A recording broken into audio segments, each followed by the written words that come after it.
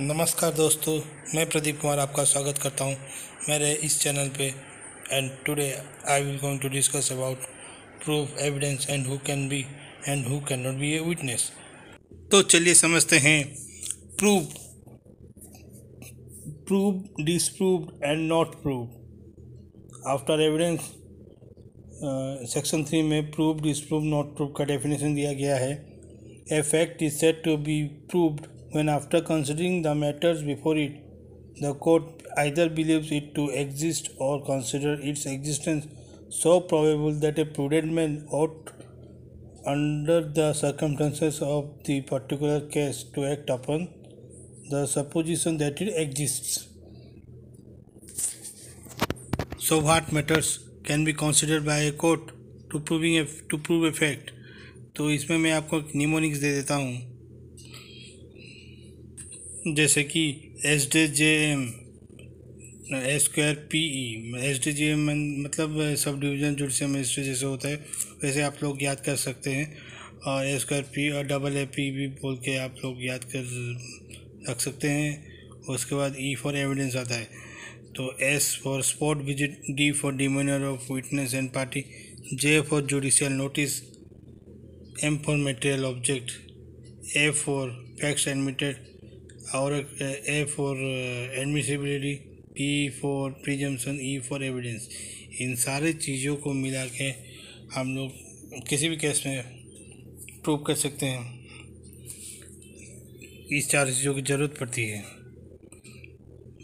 जैसे कि spot visit हो गया, एक मजिस्ट्रेट स्पॉट विजिट करता है एविडेंस के लिए, अगर स्पॉट में से उसको एविडेंस मिलती है तो अच्छी बात होती है, इजी होता है। अगर स्पॉट विजिट वो करता है तो किसी भी केस को ख़त्म करने के लिए स्पॉट विजिट, जैसे कि सिविल केस होते हैं ना हम लोग के, कोई जैसे कि सिविल केस होता है कि लैंडलॉर्ड और टेनेंट के बीच में, अगर लैंडलॉर्ड बोलता है कि कोर्ट में कि मेरा घर पूरा नया है, और टेनेंट बोलता है नहीं उसका घर इतनी जगह से ख़राब हो चुका है, और उसके लिए विटनेस भी कोई नहीं है, तो उसी को प्रूव करने के लिए मजिस्ट्रेट को जाना पड़ता है कि देखने के लिए अगर कौन सा सही बोल रहा है, कौन सही बोल रहा है, कौन सच बोल रहा है।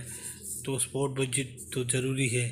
और demeanour of witness and party, demeanour मतलब behaviour of witness and party, जो कोर्ट में जो कैसे उनका बिहेवियर होता है, कैसे वो आंसर देते हैं, कैसे वो आंसर देते हैं और जवाब कैसे देते हैं,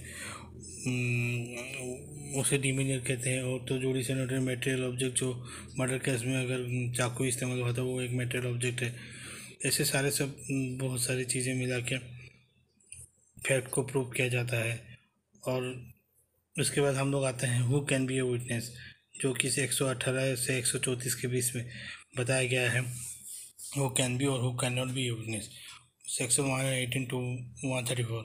तो वहाँ पे जाके हम लोग 118 में बोला गया है कि all persons shall be competent to testify unless the court consider that they are prevented from understanding the question to put to them or from giving rational answer to those questions by tender years, extreme old age, disease, whether of body or mind, or any other cause of the same kind. A lunatic is not competent to testify unless he is prevented by his lunacy from understanding the question to put to him and giving rational answer to them. तो यहाँ पे सीधे सीधे बताया गया है कि in section 118 में कि all person can be a witness who has got knowledge about case as per rules of evidence act, who are able to give rational answers, but persons who are unable to give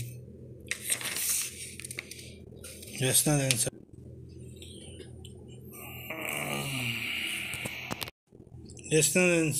due to old age, minority, disease, and mad, they cannot be a witness. And those who are debarred by law, they cannot give witness. And section 119 tells about dumb witness, means जो लोग बात नहीं कर सकते, बोल नहीं सकते, वो कैसे एविडेंस दे सकते हैं? Witness unable to communicate verbally. A witness who is unable to speak may give his evidence in any other manner in which he can make it intelligible, as by writing or by sign, but such writing must be written and open console. अगर वो sign और writing through देता है तो उसको treat किया जाता है लाइक ओवरऑल एविडेंस। और सेक्शन 120 में आते हैं। सेक्शन 120 ने बोला, सेक्शन 120 में कहा गया है कि parties to civil suit and their wives और हस्बैंड और wife of person under criminal trial. मतलब इसमें बोला गया है कि in civil proceedings parties husband और वाइफ जो होते हैं उन सभी को विटनेस में बुलाते हैं। In civil proceedings the parties to suit और हस्बैंड एंड द हस्बैंड और wife of any party to the suit shall be competent witness in criminal proceeding against any person. The husband or wife of such person respectively shall be a competent witness. And Section 121 says about judges and magistrates. No judge or magistrate shall accept upon the special order of some court to which his subordinate be compelled to answer any question as to his own conduct in court as such judge or magistrate, or as to anything which came to his knowledge in court as such judge or magistrate, but he may be examined as to other matters which occurred in his presence while he was so acting. मतलब magistrate cannot be a witness in which he is deciding the case. मतलब वो case में जो जहाँ वो decide कर रहा हो तो वहाँ पे खुद विटनेस नहीं हो सकता। यहाँ पे यही मेंशन किया गया है। And section 122 communication during marriage. Communication during marriage ये एक रेस्ट्रिक्शन है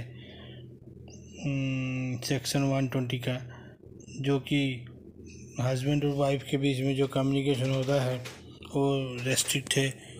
उसे कोर्ट में नहीं कोई पूछ सकता। अगर हस्बैंड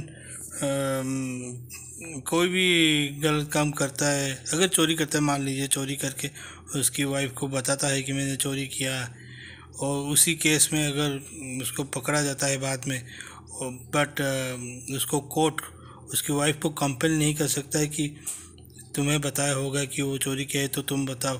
वो चाहे तो वो मना कर सकता है, उसको कंपेल नहीं कर सकते कि उसकी वाइफ को कि उसको बोलना ही पड़ेगा कि उसे क्या पता है।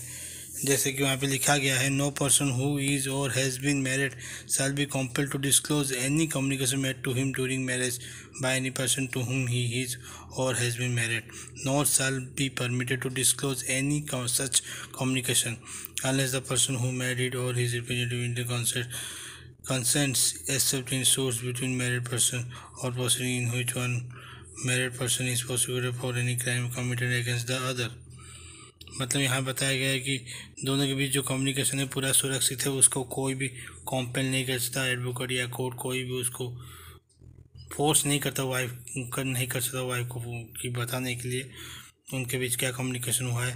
बट अगर उन दोनों के बीच में केस हो तो अगर वाइफ और हस्बैंड के बीच में केस हो तो वो सिर्फ वो कम्युनिकेशन सुरक्षित नहीं है। अगर वाइफ, मतलब समझ लो कि एग्जांपल कि वाइफ के पैसे ज़बरदस्ती हस्बैंड लेके शराब पी के और जुआ खेल के उड़ा रहा है, तो अगर वाइफ उसके खिलाफ़ कंप्लेन करती है तो वो कम्युनिकेशन जो हस्बैंड और वाइफ के बीच में होता है वो सुरक्षित नहीं, वो जाके बोल सकती है कोर्ट में कि वो उसके साथ ऐसा कुछ हुआ है, उसके हस्बैंड के खिलाफ़ बयान दे सकती है।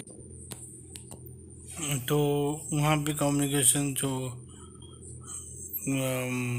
सुरक्षित नहीं है। तो आज यहाँ तक हम लोग पढ़ते हैं, कल 123 से लेकर 134 तक कंप्लीट करेंगे। So thank you for watching and please subscribe my channel and give me lots of love.